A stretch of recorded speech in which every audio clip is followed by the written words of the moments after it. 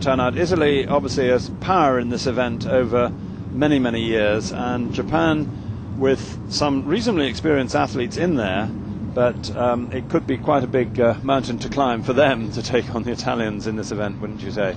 The Italians are an outstanding crew. In the test race earlier this week, they looked and they won very easily in that event. Very good crew. Yeah. There will be no bronze medal given at this, although presumably they printed them in good time before the event, because we haven't got a bronze medal competitor. And we've seen the two races just before this were lightweight single sculls for women and for men, with 20 entries in each. Huge competition to get to the front, and outstanding athletes, you would have to say, will be the ones that stand on the medal rostrum and take their medals in those ceremonies. It's going to be easier here to win a silver medal, isn't it?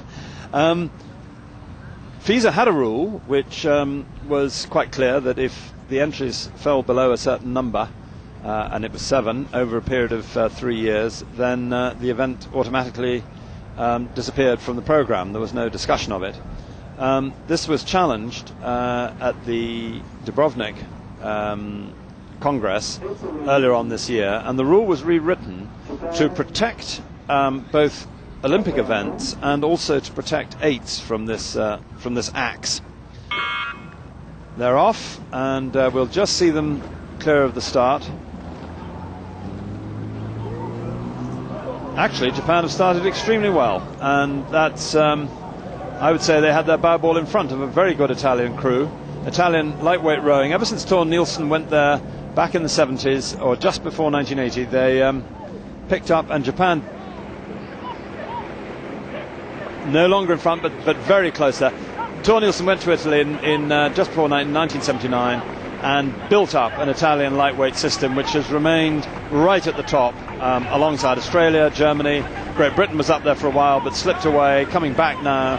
The Italians have stayed there all the way through, and of course they're going to have a wonderful 8 here.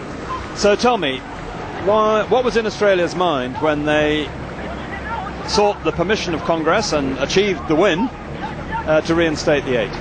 We thought that 8s were very important for the history of our sport. That's where our sport started, and we felt that not only were we concerned about the threat for the lightweight 8, we were also concerned about the threat for the women's 8. So we wanted to protect the sanctity of the 8 events, because we think that's very exciting racing. And if you think of lightweights history, even though there's only been 6 entries on average over the last 3 years, other than this year, that's 20% of all the lightweights who compete in the World Championships. Also, a lot of the outstanding lightweight oarsmen we've seen over the last 5 years, including the Danish lightweight 4, all came out of that lightweight 8 system. It's been what we would call a superb development pathway. What I would call a nursery, and you call a superb development pathway. Yeah. I quite agree. I mean, I've coached lightweight 8s.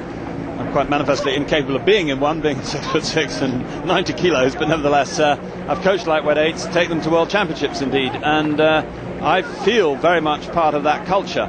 But we have, unarguably, people going to take silver medals in this race who would not get anywhere near a medal in some of the other events. And that is true of all the undersubscribed events.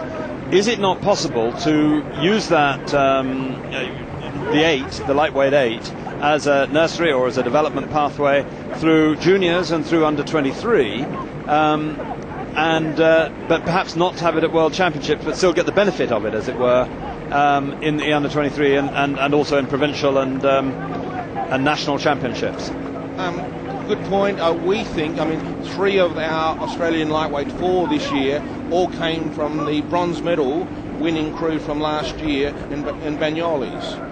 And there is a big difference between racing in a world championship to racing in a world under 23 championships or even a provincial. But there isn't the big difference here. No, Australia made this point. Great development pathway, part of the tradition of rowing.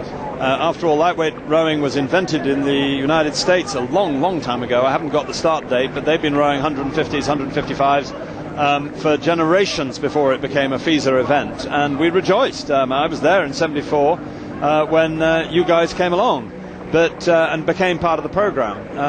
It was true that we'd only admitted women 2 years before that, so FISA took a lot of catching up, but that was all 30 years ago. It may be that the cost of sending crews and preparing crews for this level of event is actually an inhibition for all except the 3 or 4 core FISA nations that almost always send crews: Britain, Germany, United States, and so on. What's their reason for not being here, do you think? Well, I mean, in fact, I was talking to the Irish, who won a silver medal in the lightweight 8 in Lucerne, and they said, look, it was purely a cost issue. It was going to be 30,000 euros to send those 8 additional athletes. I mean, you could ask another question: why is Australia not competing in this event, as we fully promoted the lightweight 8 coming back into the World Championship program? And the reason is we actually selected a lightweight 8, but we had major injury issues, which therefore reduced the ability for us to select an 8 what we thought was representative of a team in the World Championships. We then also asked FISA, and we were asking FISA again, is to see if we can change the program to have the lightweight 8s after, so we can actually have some crews being also in a double-up scenario. So you would seek to change the schedule so that the lightweight 8 went on perhaps after the open weight men's 8 final, and it would then could be stoked up with people from lightweight 4s, double sculls, and everything else. I think that's an extremely good idea, and I would like to see a great deal more doubling up going on. But then you see an athlete as good as Itzhak Chop with his partner Lucas Speak, and they are struggling to do the double and the quad, because performance required at the front end of these events is now so fantastically high. It's going to be very interesting to see with the American heavyweights rowing in both the 4 and the heavyweight 8, how they go in that double-up scenario. We ought to turn to the race of the lightweight 8s final. Here we have, at 1,500 metres, Italy was 8 seconds clear of Japan. They are actually rowing quite nicely, and I think that if this was a fully populated 8s final, they would still be quite close to the front of it. I'm sure you would agree. Through the line, and that's Italy across the line in gold medal position, and following them and rowing nicely, but simply without the expertise and the fire in the stroke of that the Italians have, is Japan in second place.